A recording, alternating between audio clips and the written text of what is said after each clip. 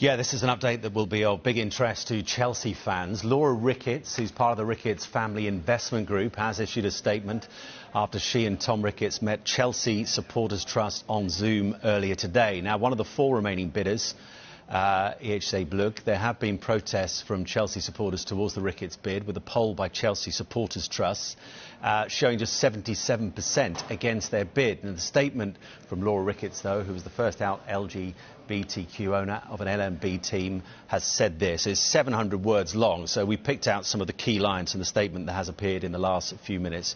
She says this, that she cannot comment on talks that they've had with Chelsea officials because there has to remain confidential. But she says, I can say we've had very informative and also enjoyable meetings with some passionate fan groups, in particular with Tracy Brown from Chelsea Pride and Kerry Evans from the Chelsea Women Supporters Group. She goes on to say, we also met Sanjay Bandari, the chair of Kick It Out, and it was wonderful to hear about all the work he's doing, admire their approach and would like to introduce them to Major League Baseball. In addition to that, she said, we all need to be listening and speaking up, and I feel particular responsibility because of the position I'm in. We're not going to be able to persuade all the fans right away that we will be good stewards of Chelsea.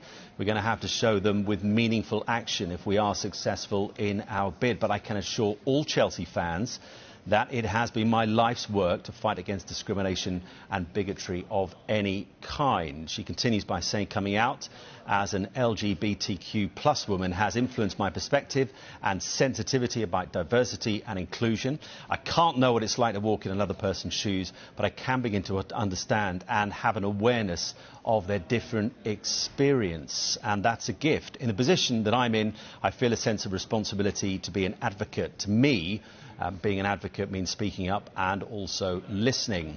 She finishes off by saying, when we assumed responsibility for the Chicago Cubs and its legacy, we immediately realised that teams like the Cubs don't belong to one person or one organisation. They belong to the fans. We're stewards and we're answerable to the fans. That's how we see it in Chicago, and that would be exactly the same at Chelsea.